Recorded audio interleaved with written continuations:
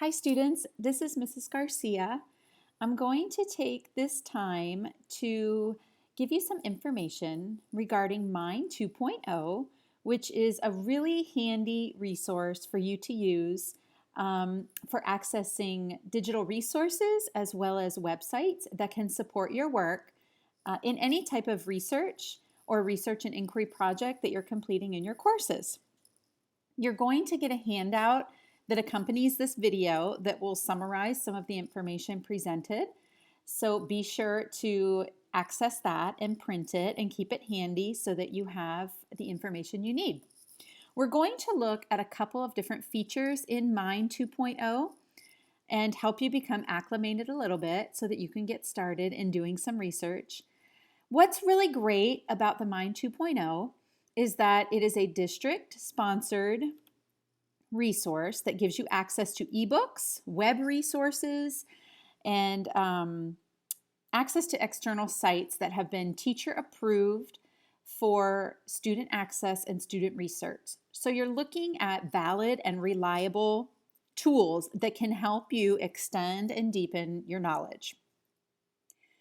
When you access Mind 2.0, you'll start by going to mind.pasco.k12.fl.us. You'll see three main options on this page. And again, I said we're just going to explore a few of the options, not all of them. The first option is ebooks, and this will give you access to a digital collection of ebooks that you can read on your mobile device, which is really great for you as an eSchool student because you all have iPads. And these ebooks can be used both for research and for reading for pleasure. So you can kind of think of it as our school's version of the Media Center. It's a digital library. You'll see the online catalog. This is primarily used for students in the brick and mortar schools that visit their school's media center. And it's a way for them to find and locate books that are located in the library. So we won't do too much with that yet. The third option you'll see is digital databases, and this really is your one-stop shop for reading and research. So anytime you're doing any type of project or you need to gather information for anything at all, this is a great place to start. Again, they're all teacher approved resources, articles, websites, magazines.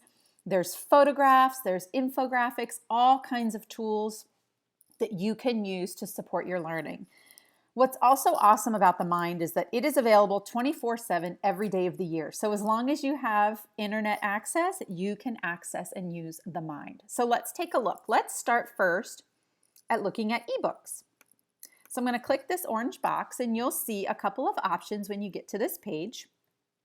We're going to start by looking at Access 360, the elementary school collection. This is actually an extension to Myon. You'll see that it's going to direct you to download the Access 360 app. This is how you'll receive your digital content. So you're going to want to make sure to take some time and look through there and make sure you have that app installed. This is the magic wall, what they call it. It's basically your digital library, and you have the option to search and find a variety of types of books and texts. So you'll see both fiction, nonfiction, graphic novels, biographies. You can browse by subject. You can search most popular. It really does act like a library. So anything you could find in a library, you can typically find in here. So let's say I've done some searching and I would like to check out this book, Getting Around Online. So what I'll do is I'll go ahead and click it to get more information. And you can see this gives me a little overview. I'll be able to find some details and reviews about this book. It's also telling me that we own 2 copies of this book in our library, and there's currently 1 available.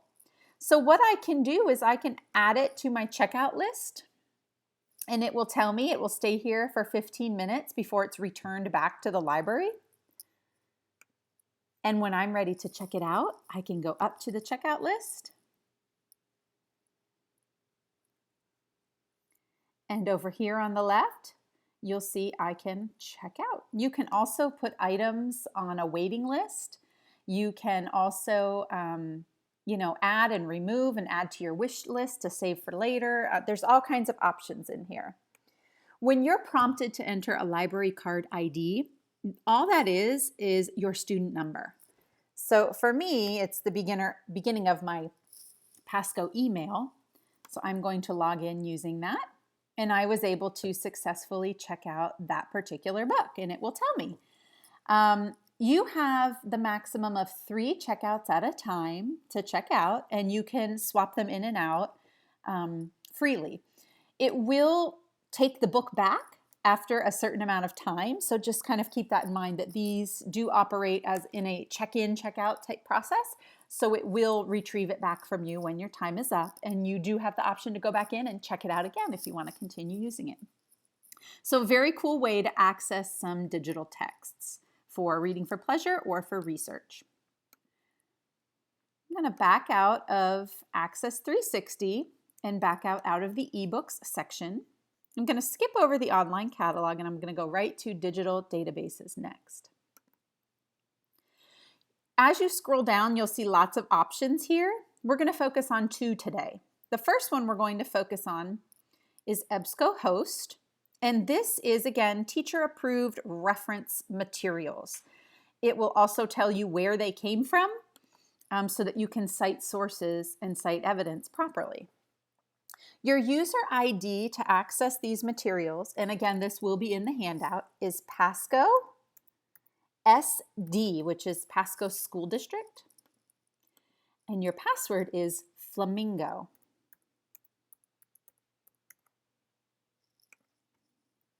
And you can see that once I get into here, I have several other options. We have Searchosaurus, which is specifically geared to younger students.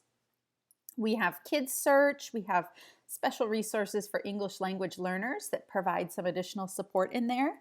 So you're free to kind of move around within EBSCOhost and locate some information that would be helpful for you for your project.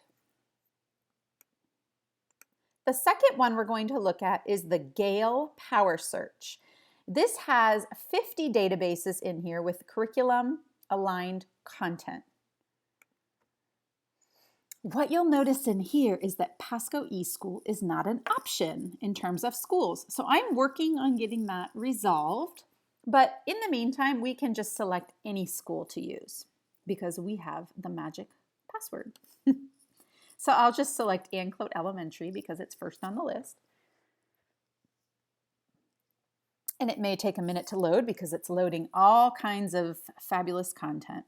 Once you are in here, you'll see, again, a lot of options to choose from and to navigate from. Really, there's no reason for you to have to search on Google or anywhere else that's not teacher approved because you never know the reliability of those types of information. So unless your teacher gives you a specific place to visit to gather reference materials, TheMind is a great place for you to stay focused because educators have already gone through that process of filtering out sites like Wikipedia where anybody can make edits on it. Educators have compiled this together so that it's reliable and valid information for you to gather sources. So once we're in the Gale Power Search, let's go ahead and go to Kids Info Bits. That tends to be a really popular one for elementary students because it has all different subjects as well as current events and news in here. And again, you're faced with having to enter an ID number. For this particular site, you're just going to enter Pasco. And once you're in, you can access any type of information you would like. So let's say you're doing a project or a research and inquiry cycle on recycling. And you can see even as I'm not even finished typing that word and a bunch of options come up for locating information. So I'll go ahead and just choose recycling and let's see once we hit search what we get. So it looks like I have 16 books that were retrieved. I've got some pictures or infographics that give me information about recycling. There's magazine articles and information from the news, actual current events. It gives you the reading level. It tells you where the source came from and how new or how old it is, when it was published. All great information for you to use in your research project, because you'll often be asked, where did you get that information? And this is where you can kind of take note of that, and document when it was published, what the year was, and where it came from. So several great sources for you to begin your research and inquiry project using the Mind 2.0. So again, be sure to access your handout that summarizes some of this material, and let us know if you have any questions.